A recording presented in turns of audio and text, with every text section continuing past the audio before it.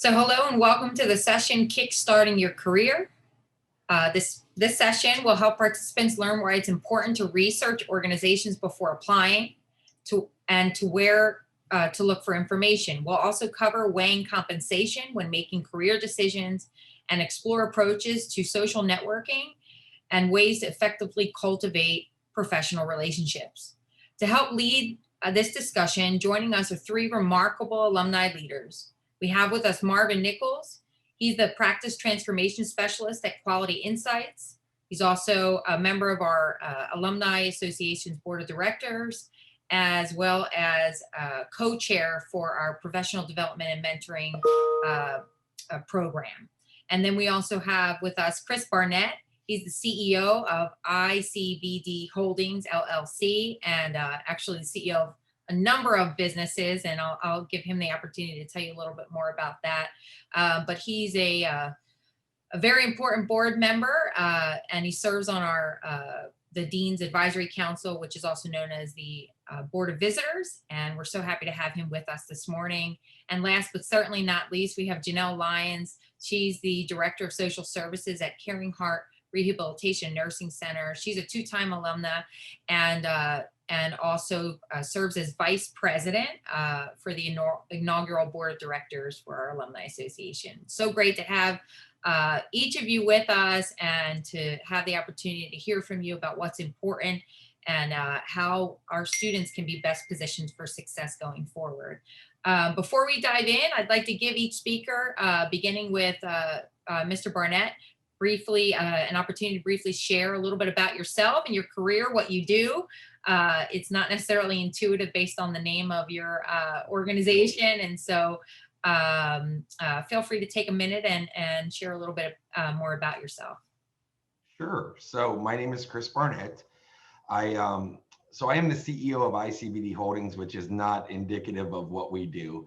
ICBD Holdings owns or manages a number of assets across 3 different states in everything from autism clinics to psych outpatient offices to substance use disorder outpatient clinics to sober living homes to mental health outpatient clinics, MAT clinics, and we're within the New England region, Tennessee, and Florida also. And so it's a really long explanation to say that, like, we try to help people that have mental health. We're in the mental health space and we try to help people. We have roughly 200 employees. All of my companies are in one way or another a version or an iteration of a startup. So I do startups. I'm a serial entrepreneur for 20 years, primarily in the healthcare space. Thank you so much, Chris. Marvin, do you want to go next? Sure. Thank you, Natasha. Hi, everyone. My name is Marvin Nichols. I am a practice transformation specialist with Quality Insights. And what that means is that I routinely work with doctors' offices in the states of Pennsylvania, New Jersey, Delaware, and West Virginia to transform their offices into more of a team-based care or value-based model. I typically have about 500 or so practices that I work with from year to year, and I've been in the healthcare field for about 20 years. I graduated from Temple with my bachelor's of public health in 2014, and I have a master's in health administration, and I'm also a veteran. Thank you. Thanks for your service on so many fronts, Marvin. Thank and you. Also Janelle. Thank you, Natasha. Hi, everyone. I'm Janelle Lyons. I'm a licensed social worker, and I am the Director of Social Services at Caring Heart Rehabilitation and Nursing, which is a 250-bed rehab facility with long-term care units as well. I work a lot with community organizations to build relationships and with hospitals to ensure that we have safe discharges for our residents and that we can transition people back to the community.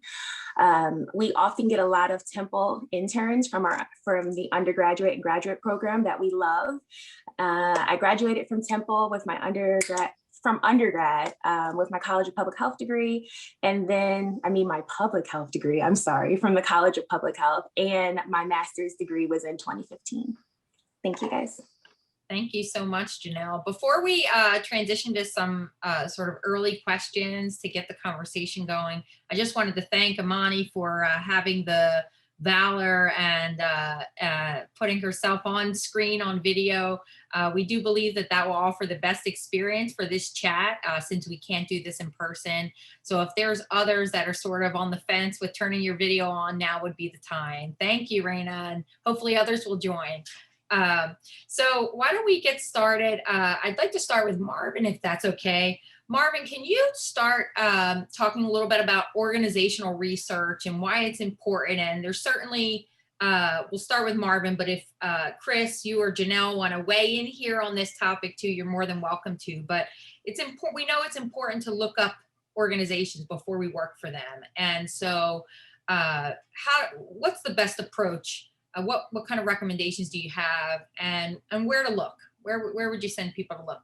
There's a lot of information on the internet, right? Right. Absolutely. Absolutely. And it's very important for you to do the research on the organization that you're going to work with. So I just developed here about 10 tips, real quick and easy. Tip number one, just look for organizations that share your values.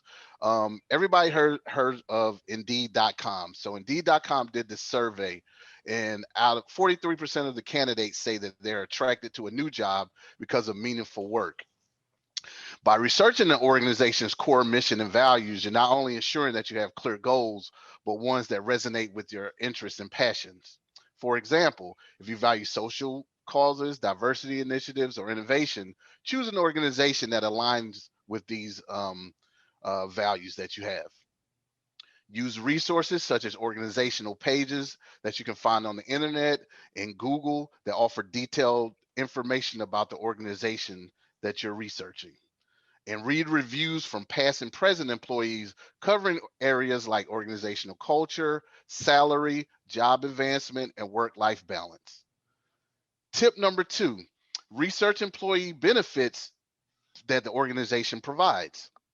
To attract potential employees, organizations often disclose healthcare benefits and other perks, including stock options, flexible work schedules, or unique on-site facilities that may include gyms or cafeterias. Especially in light of the pandemic, a lot of organizations are going to telework. So make sure that you research those type of benefits as well. In addition, there are always careers and about us pages that exist on the internet that you can evaluate an organization as well as their social media channels. Another tip number three, is to learn about the organizational business operations. How does the organization make money? Is the organization a startup? Or has it been in the business for a while, and how has it grown over time? What industry is the organization in? The answers to these questions will give you an idea of how stable the business is, what some of the immediate concerns might be, and how you could play a part in that success. For public organizations, you can get this information from organizational websites and Google, as well as accessing certain financial information. Public organizations typically post annual reports, strategic plans, and other public financial documents online. When you're reviewing, look out for information that will help you answer questions about the industry and how the industry you're researching could pull ahead or maintain its lead in that space. Tip number four is to research the organization's leadership. When an organization captures your interest, you should get to know who is leading the way. You can seek out social media profiles of executives and department directors. Some of the questions you can ask are, what are the posts like? Are they proud to represent the brand or organization? Some leaders may have been interviewed or written books or articles that maybe give you an insight into what they're thinking. Tip five, expand your research to news and recent events. It's a good idea to scan headlines for major changes in the organization you're researching. Note any significant events such as widespread layoffs, corporate mergers, buyouts, transition in leadership, etc. Such changes can bring opportunities, but also could result in low employee morale and produce a volatile work environment. And proceed with caution. Always check more than one source for information. Tip number 6, ask your network for opinions. Seek opinions from trusted, reliable friends and associates. After you've done your research, discuss what you learned with your network. Ask people you know for the inside scoop on their organization's culture and if there are opportunities. If you're a recent college graduate building your network from scratch, like most of you guys are, ask university advisors for names of alumni working at your target organization and consider reaching out to these people. Tip 7, set aside time necessary to research properly. It's important to note that this research does take time. If it's not possible for you to set aside several hours to do this research, just break it up into like 20-minute blocks. But it's important that you reserve that time to research the research organizations that you're interested in. Tip 8, understand the type of organization that you want to work for. If you're a new college graduate or in career transition, you may want to start by building a list of industries that suit your knowledge, skills, and interests. Indeed.com has an excellent resource that shows the best places to work. You can navigate by industry and organizational ratings to find a variety of organizations that will fit your new goals. Tip 9, be strategic in how you research in an interview. After learning all you can about an organization, you may be tempted to showcase that newfound information, right, during that interview. But be sure to do so strategically and to your benefit.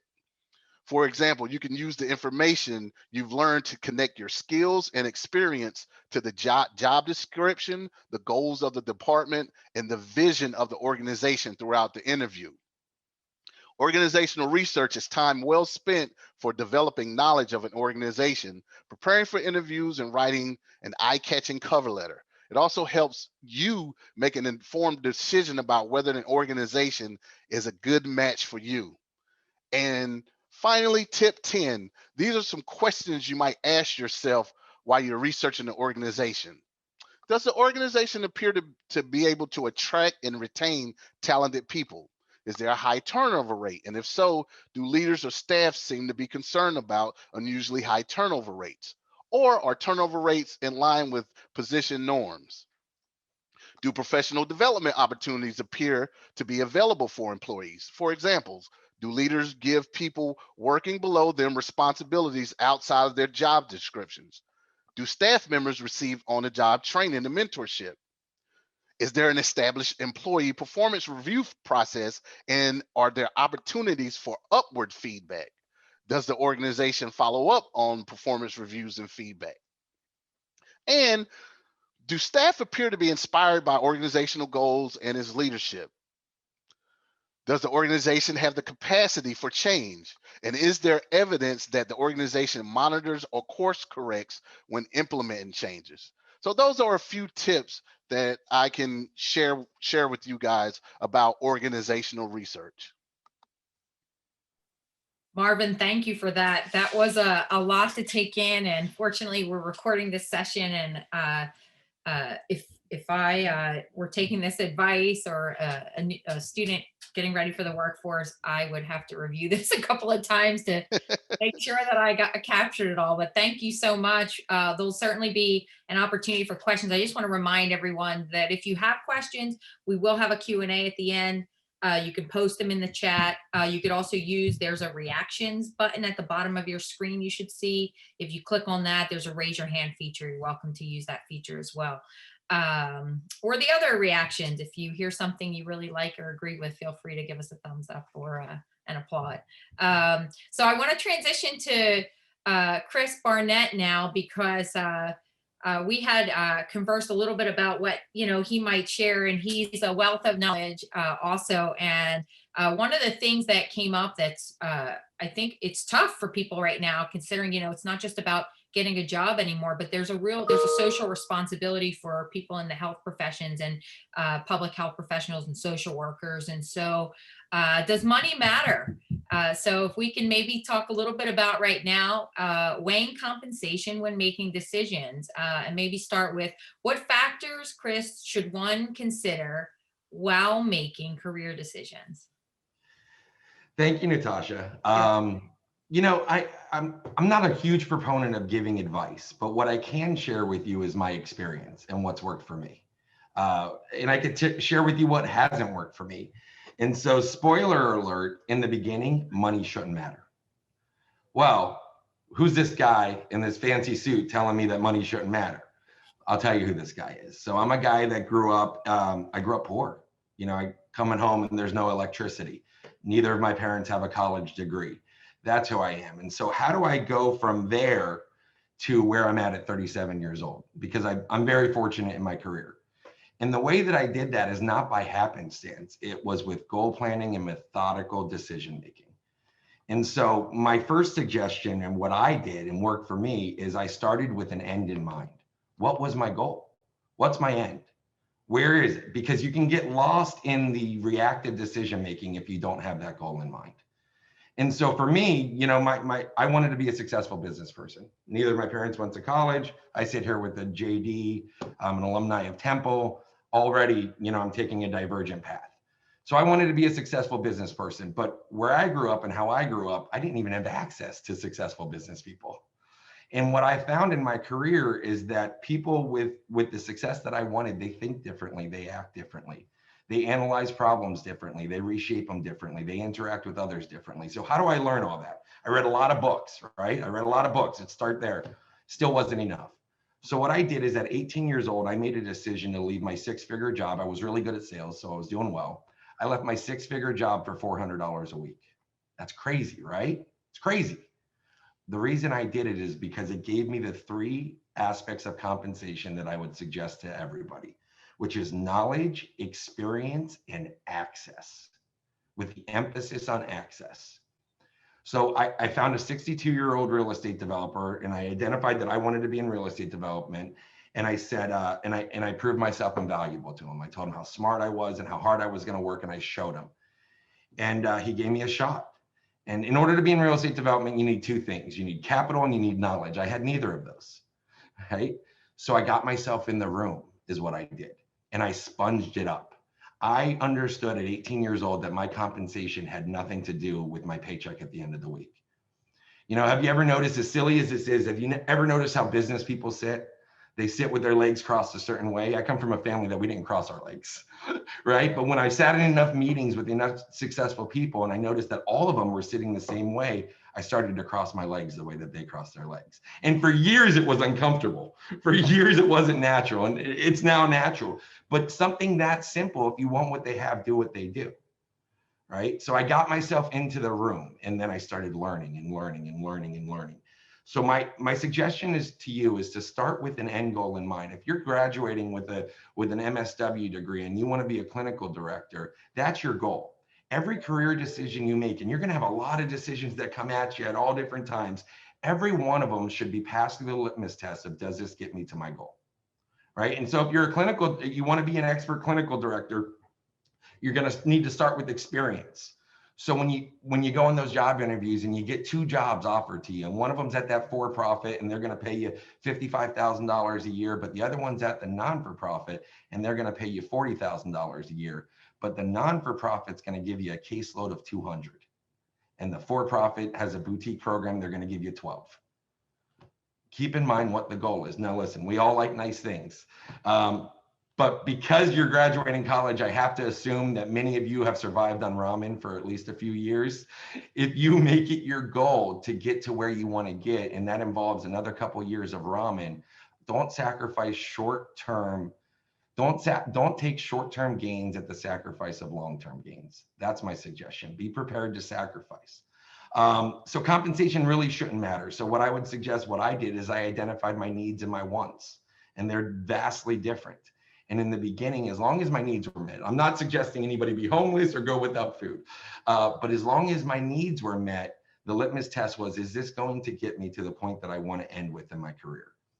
And in my experience, when they asked me to speak on this topic and they wanted me to, I said, I don't really have a lot of experience getting jobs. I'm sorry, I don't. I have a lot of experience employing people. I've employed thousands of people over my career. So I'm kind of coming to it from a different aspect. And what I can tell you is that the most successful people within my organizations, when you look at their CVs and their resumes, it was methodical moves. It was methodical. They didn't leave because they got this bump here. And then, 6 months later, they got an opportunity for another bump. They set out their career goal in the beginning, and they made it their mission to effectuate the action items that would get them to their results. So put some thought into it. And so the last thing I want to address is mentorship. I cannot tell you how valuable mentorship is. And I can also tell you that you should never, ever underestimate the immense egos of successful people.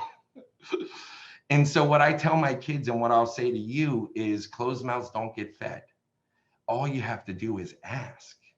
Hey, Marvin, I love the work that you're doing and it's so impressive. And I got to tell you, I've dreamt about doing that kind of work. I'm wondering, I know you're very busy. Could you make any time to mentor me? Even if it's 30 minutes every 2 weeks that I can just call you and ask you some questions. People want to help in my experience. They want to help, especially people like me, right? So I come from nothing and I am where I am. I feel it's my duty to give back. It's my duty. I learned a lot of things the hard way, and I want to help those that are endeavoring on their career path. As long as Marvin alluded to, as long as our culture is similar, right? So if you tell me all I want to do is make money, I'm probably not going to make a lot of time for you. But if you tell me I want to get fulfillment in a career that's going to help others, and I want to be in a position of power, not because I want the power, but because I want to be able to change people's lives, and including those that work for me, man, I'll buy into that mission, right? And I think there are a lot of people like me out there. And so my suggestion is find a mentor. Stop thinking purely about compensation. Don't cost yourself a long-term career over an additional $5,000 right now. And I know it's tough. You have student loans and you're finishing college and you're tired of struggling. And I get it. I get it. I've been there. I'm not coming from a high perch, but I can tell you that if you make the long-term decisions, in my experience, you'll have more fulfillment in your life. So I think that's 7 minutes, Natasha. Chris, yeah, no, you that was phenomenal and very powerful, and I'm sure a lot to think about for everyone participating. I want to transition now to Janelle. Janelle, we had asked you to talk on how to best leverage social networking and what approaches you could take. Like Chris, for example, Chris says, I'm open to mentoring. I would jump at the chance to help students or young alumni early in their career that want to change people's lives, that want to help, and that want to do something that's bigger than themselves. And how, what's the best approach to cultivating these professional relationships? So maybe we could start with maybe just talking about the LinkedIn, for example, as we know that's a great platform, and then you can take it from there. Sure. So leveraging social networks to cultivate your relationships is very important. I know that we have a lot of social media, a lot of social networks, and we're like, I don't want to join anything else, maybe. But if you're not joining a network such as LinkedIn or the OWL network, you're doing yourself a disservice. So LinkedIn has over 760 million users. That's 760 million opportunities for you to connect with someone in your field. So some of the things that I like to do when I access LinkedIn, I start with looking simply for a search. You can search a hashtag that's related to something in your field. So I'm public health and I'm social work.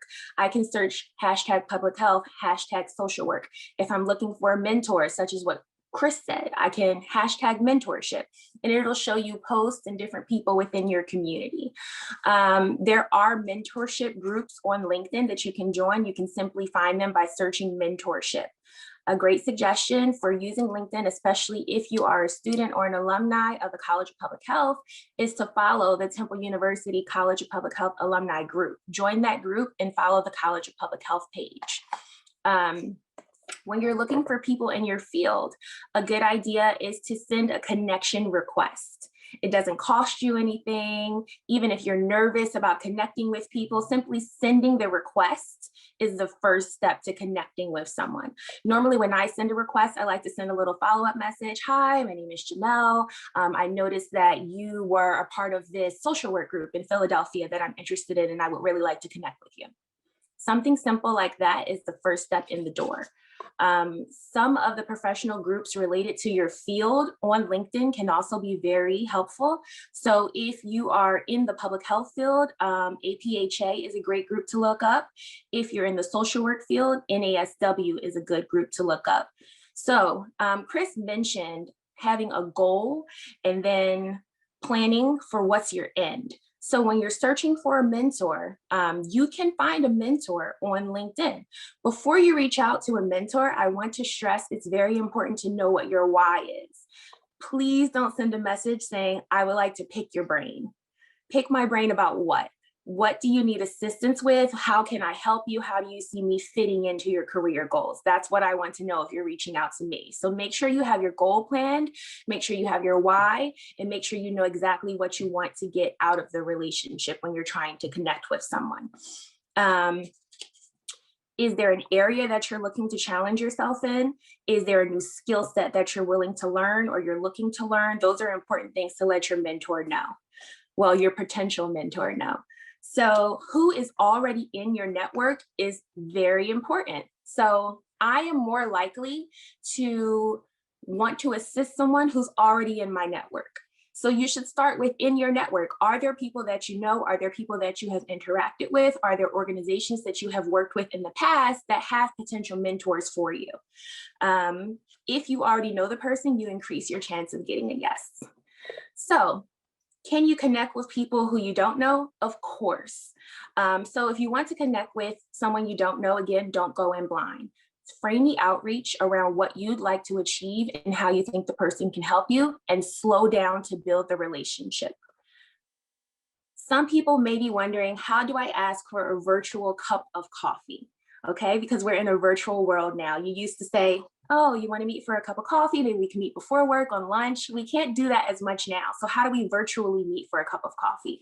So a good way is to reach out to one of your connections and say, hey, I would like to, my name is Janelle. Say I'm introducing myself to someone. My name is Janelle. I see that you are a part of the Temple University Black Alumni Association. I would really like to meet with you to discuss some of the goals that I'm working on within CPHAA. I'm wondering if you have 15 minutes of your time to give me. Something simple, not a long paragraph, is a great way to start the conversation. So what do you do if the person says yes, and you're going to meet with them for this virtual cup of coffee? A virtual cup of coffee is best via video, in my opinion, but it doesn't have to be. It can be over the phone as well. So do some research on the person before you meet with them. See if there are some things that you have in common, some professional organizations, even things that aren't related to your profession. There are small ways that you can connect with people that don't necessarily have to be the exact field that you're in to help build that relationship. So you can review their website, you can review their social media to learn more about them, just so that you can reach that common ground.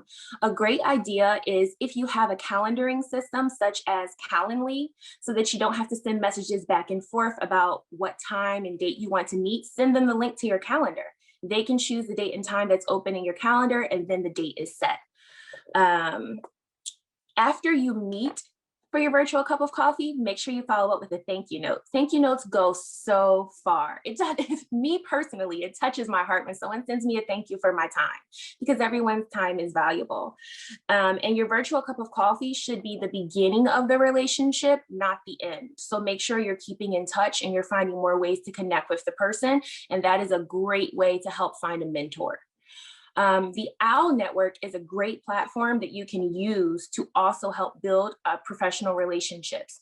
So it's for Temple University alumni, where they can connect with other professionals and students and people within their field. There are job postings on the OWL network. I think I found my first social worker from the OWL network. So that was pretty cool as a recent grad, a new alumni, to find someone who was graduating to be a part of my team on the OWL network. I think that we will be sending out instructions on how to sign up for the OWL network at the end of this presentation. We certainly will. Thank you so much. Again, more wonderful advice and great suggestions for our participants. I think now we can move to some general questions from those of you that are joining us. Thanks for the applaud there from one of our participants. We have a question here from Raquel that says, "Is it appropriate to have more than one person to mentor you or offer you professional guidance?" Who wants to take that question? I'll take it. I would say yes. Don't go overboard. Don't have 25 mentors, but if you have a few people who are experts in the different skill sets that you are trying to build or the different relationships that you are trying to cultivate, why not take everything that's available to you? Remember, all of that will take work, right? Because you have to follow up with all of those folks. That does take work. So make sure if you are accepting more than one mentor, you are able to appropriately communicate and follow up with them. That's what I was going to say. I agree. Yeah. I think look for quality over quantity. Is it appropriate? The answer is yes. But I would, rather than trying to amass 6 different mentors, I would really do my research to find the 2 that I really want, because you might get diversified advice. And the reality is not all advice is good advice. And so I would identify the quality and understand that a mentorship relationship is a commitment of time, like Janelle alluded to with the thank you notes. And I mean, absolutely. So make sure you have enough on your schedule, enough openings in your schedule for as many as you're going to take on. Right. And you know, career, it's a journey, right? Your career progression is a journey. So in that journey, you can come to that fork in the road. And sometimes, where you think you might want to be changes.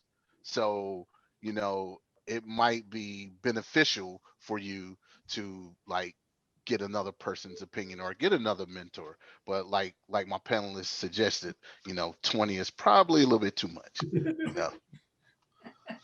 Great advice. I think we're fortunate to have with us this morning the president of our Alumni Association Board of Directors, and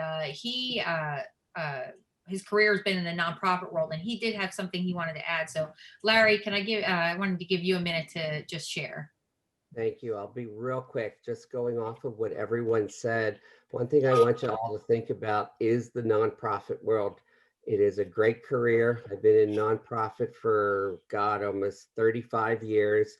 It's a good way to learn because they will take you and they will train you and they will give you tools. So even if you stay with that nonprofit where, no, you're not going to make the world of money, but stay there 5 years, 6 years, get a little experience, and then you are so much more marketable to what you have, but at least you've been given so many different tools of learning. So that was the only thing I wanted to say, because a lot of people don't think about going into the nonprofit sector.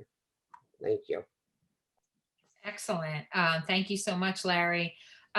So let's see, are there any other questions in the queue right now? Here we go. Emily, how can you leverage minimal experience in the public health field when speaking to potential employers? What is the best way to start from the bottom? That's a great question. Thank you, Emily. Who wants to tackle that? Chris, you hire, so. Yeah, that is a great question. Nobody's hiring somebody at entry level expecting a lot of experience. So when you hire at entry level, you expect a good culture fit, a work ethic, and an intelligence, cognitive ability. So I'm going to take some of the pressure off you immediately. You're not going into an interview and they're gonna expect you. If you've made it to an interview, they know who you are. They've seen your CV. They've seen your resume. So that's number one. Number two, I think what Marvin spoke about with doing research. So the interviews that I'm most impressive with when I'm interviewing someone is when they can speak to my goals, to my corporate strategy and my goals. And it's easy. It's advertised on my websites, right? So to give you an example, we are the only provider in the world that I know of that is treating co-occurring disorders of ASD, autism, and substance use disorder. So we're doing some groundbreaking stuff there, which is an initiative of mine, and it's awesome, and I'm excited about it. And if you sit in my interview and you've scoured through enough of my websites and see all the blog posts and everything that we're doing about that, and you talk to me about that, I don't care what experience you have, because the success of my companies are predicated on the team that I can put together. And so there's a great book called Good to Great, Why Some Companies Make the Jumps and Others Don't. I will create a position for somebody that has that. If you have that piece, if you have that if you have that passion, if you have that ability to sacrifice, if you have that cognitive ability that you can tie what my goals are and extrapolate my goals for my websites, I will create a position for you. And I will make sure that you're under a manager that's going to groom you and grow you into the team member that I know you can be to add value to my organization. I think I answered it. I hope I did. Yeah, no, that's some really great advice. Marvin or Janelle or even Larry, do you want to weigh in on this question or answer?